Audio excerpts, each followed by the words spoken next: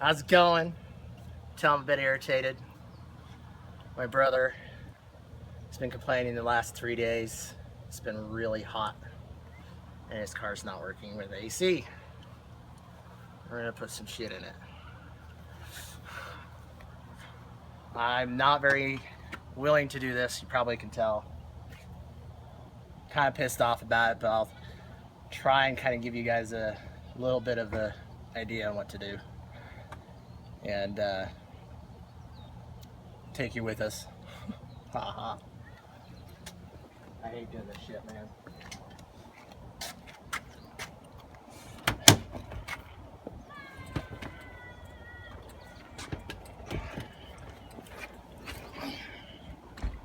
Oh, where's the keys?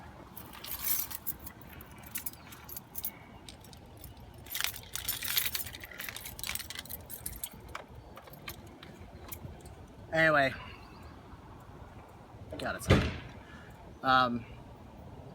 To do any recharging on air conditioning, you have the car has to be running. It's a good idea to have a thermometer. There's a lot of good videos out there on how to do this. This one's just kind of a BS one, because I really don't want to do it. My brother's not been very nice. It's officially known as No Chin, by the way.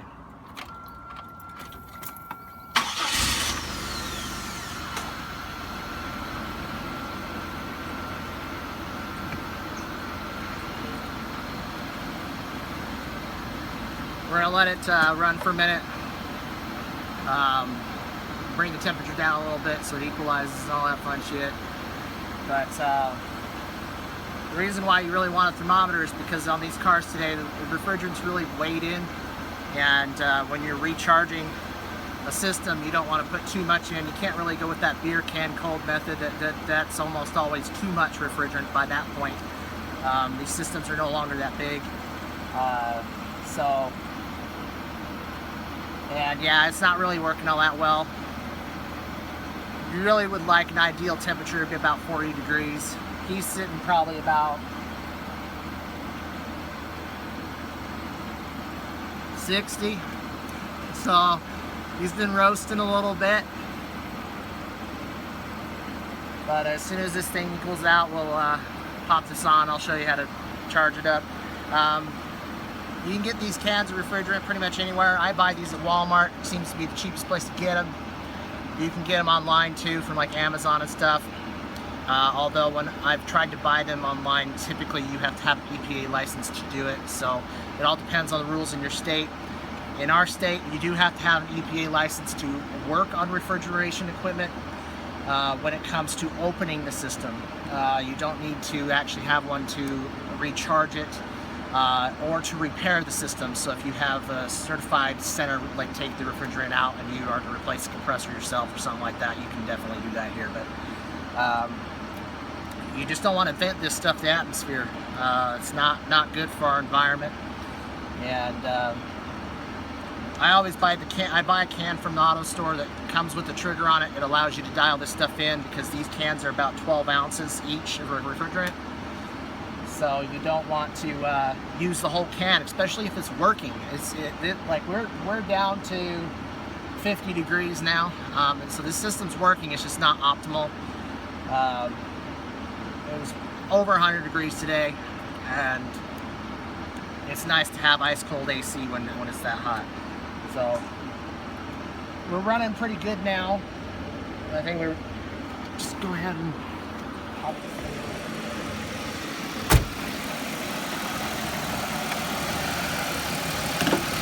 Now, with every different manufacturer, it's always different.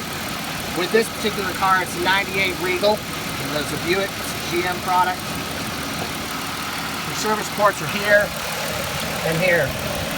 This is the high side. You're not going to be touching this side. This is the side we're going to be working on. Now, when people say beer can cold, they're referring to this tube right here, because it is ice cold right now. But it's not a good method to use. I do actually have a proper gauge set and everything, but I don't like to use them when I'm using this type of, when I'm just putting refrigerant in. And the main reason is if it's working, typically it's working. But you can tell, I know what my pressures are. The nice thing about this one is it has this nice little window. There's a thing down in here. It actually shows you the temperature just down the bottom. You have to take their word for it. It's kind of not focusing on it, but oh, there we go. Just underneath the green bar here, there's a temperature scale.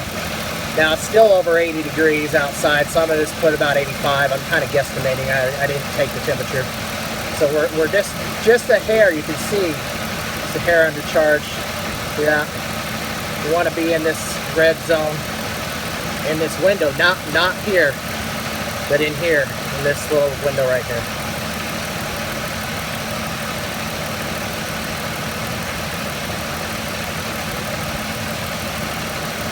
Now it's important that you shake the can really good because there's actually oil in here.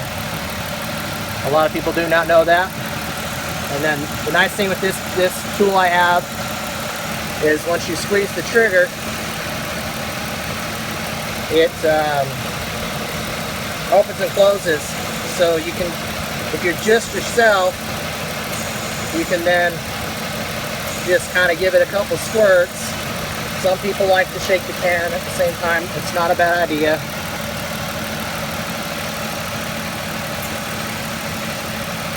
But what you want to be careful of is you don't want to overcharge because you'll get the opposite effect. And yes, people are lighting off fireworks. Sorry about that.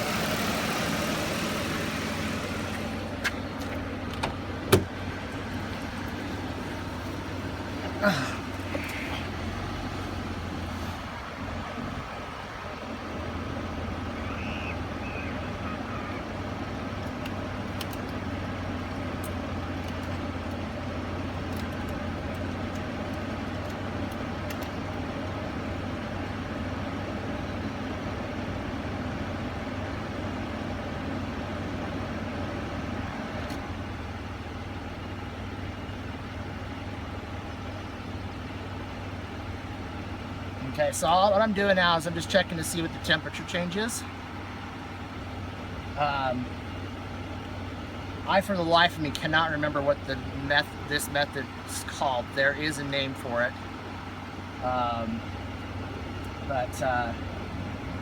You want to be very, very careful not to overshoot because you'll get the opposite effect. You won't get colder air, you'll actually get warmer air.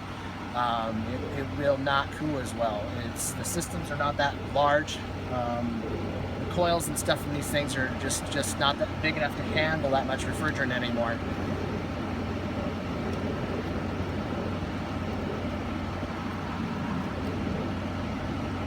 It kind of looks like we might be almost there.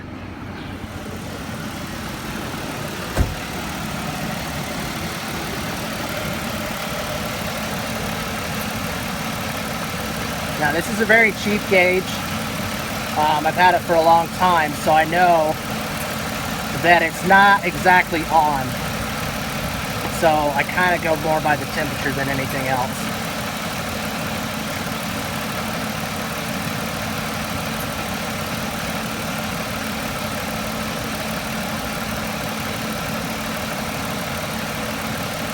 Another thing that's important with some cars, not specifically this one, but on some vehicles like my Explorer I drive around, that doesn't have electronic cooling fans on the radiator, you'll want to have the RPMs raised, all that kind of stuff. It's a good idea to have the RPMs raised anyway because you'll be simulating you're driving down the road. Although that practice has kind of fallen out of style from what I've read. I've seen a lot of people do more idle charges than anything else now these days, so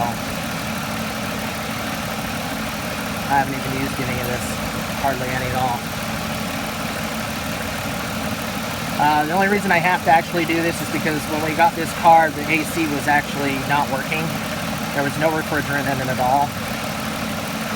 And we had to do a lot of repair work to get it to go. I put a vacuum on the system and I found out that there was actually no leaks in the system. It just was out of refrigerant. So we charged up. The problem is it was only about 60 degrees outside, so I wasn't able to get a full charge.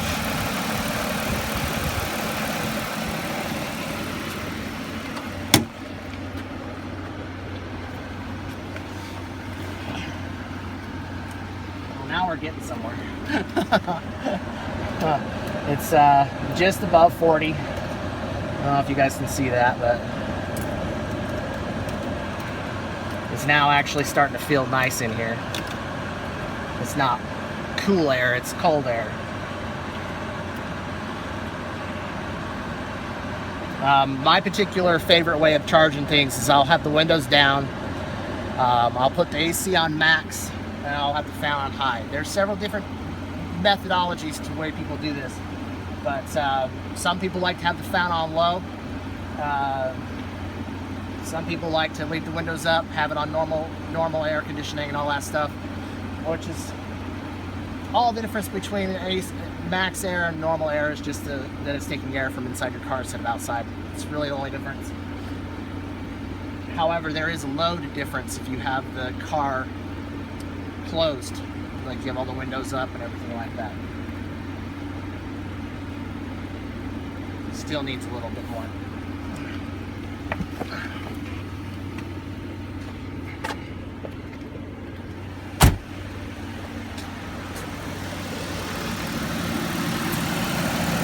Might be this whole can.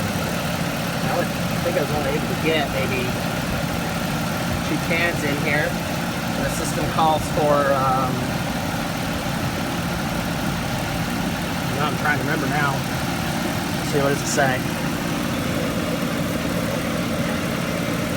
Calls for 1.88 pounds. What is that? 1.88 pounds of refrigerant. That's, the math is terrible. I usually write that down, but I think that's just shy of 3 cans, or it's 3 cans because these are 12 ounces each.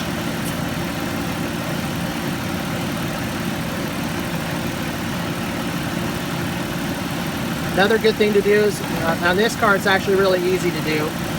On this tubing here, this is going into the car, and it's what actually gets cold. Every car manufacturer is different. Every GM is different. It's a good idea to watch and see if that starts to sweat. If it starts to sweat, that's really where you want to stop.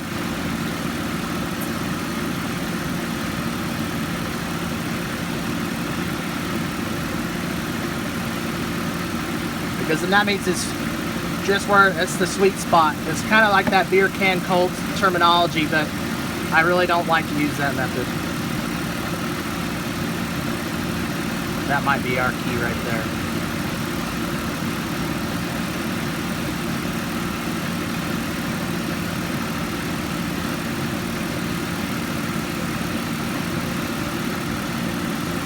About a half a can.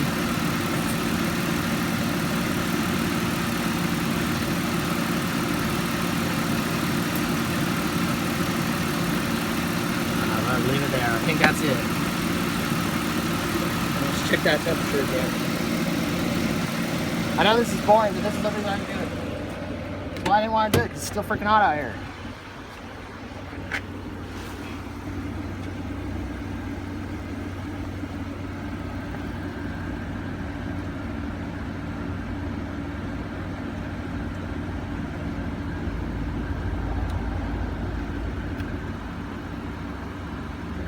Alright, that's it. That's it. If you guys have any questions specifically, I mean, I'm a bit irritated. I'll be honest with you. I'm really irritated that I'm even doing this because my brother's been a complete jerk the last day or so. He wasn't too bad today. He actually asked me nicely. But got any questions? Let me know. Just tell me in the comments. This is not in any way or means meant to be an actual how-to video. There is a much more proper way of doing this. There's a lot of steps I skipped because I just really don't care right now, and it's my own personal vehicle. It's actually my brother's, but who gives a shit? But if you want any details, I'll be more than happy to give you details. I do know the proper methodology of charging these. There is a correct way of doing it, and then there's an incorrect way of doing it. The way we showed you here today definitely will get you by. There's a lot of great videos out there. There's a really good one that I really liked. It's done by Eric the Car Guy. I'd love to watch his channel. He does a really good job. And he actually's got a lot of great AC information if you really, really want to know some about it. So check his channel out. All right, well, I'm just going to close this thing off. If you guys need anything, let me know. I do have a whole bunch of channel challenges coming up. I've got a whole bunch written down. Just need to get them filmed. So keep the ideas coming. Please subscribe, like, comment, all that fun stuff. And keep the messages coming to Twitter for the ideas. I've got quite a few good ones. So talk to you later, guys.